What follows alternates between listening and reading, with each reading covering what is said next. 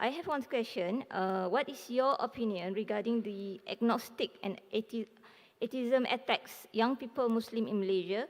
And what is the basic knowledge that the parents need to explore in order to overcome the problem? Thank you. To start the question that what is my view regarding an atheist and agnostic, and what is the best way to overcome that problem? An agnostic is a person who does not comment about God. Neither does he say there is God, neither does he say there is no God. He doesn't say there is God, doesn't say no God, he's silent. The Buddhist actually is an agnostic religion, actually. Buddha was an agnostic. Why he was, that's a separate question. Atheist is a person who doesn't believe in Allah subhanahu. How you solve the problem? It's a big talk I gave in Kuala Lumpur, along with the question and answer session. It was for 6 hours. In 2016, I gave a talk, Is the Quran God's Word? Trying to prove about atheism. And that was the longest program of mine in the life. Started at about 8:30, went up to about 3 o'clock in the morning. There were more than 50,000 people, mashallah. That was also in a stadium, Bukit Jalil Stadium. I'll just give a brief about it, and rest you can see the video cassette. Whenever I meet an atheist, the first thing I do is, I congratulate him. You may ask that, why am I congratulating an atheist?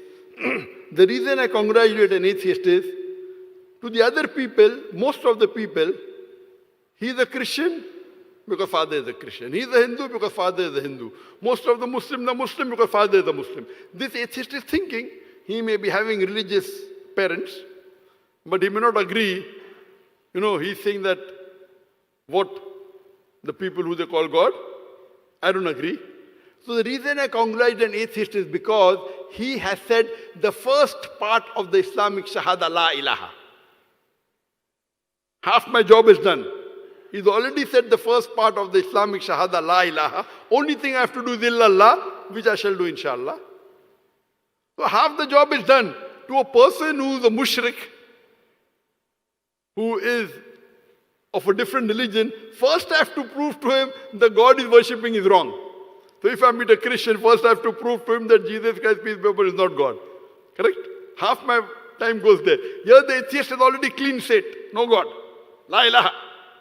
Only thing you have to do illallah, which is easy. So this person, he is not blindly following his parents. He says, I don't believe that this God who can be defeated, this God who can kill, who can be killed, this God who can die, I don't believe in such a God. So I say, even I don't believe in such a God. La ilaha. If this is what you're killing, God who requires to eat, who requires to excrete, who can be killed, who feels hungry, who is weak, I don't believe, la ilaha. Then I have to speak to him about the true God. If someone says Islam is a religion of terrorism, it's against science, against women, I don't believe in Islam. I said, even I don't believe in such a Islam.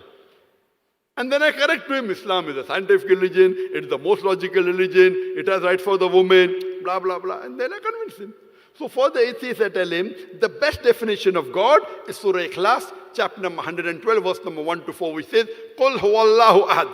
Say is Allah one and only. Allahu samad. Allah the absolute eternal. Lam yalid wa lam yulad. He begets not, nor is he begotten. Walam yakul lahu kufuwan ahad. There's nothing like him. This is a 4-line definition of Allah subhanahu wa ta'ala given in the glorious Quran.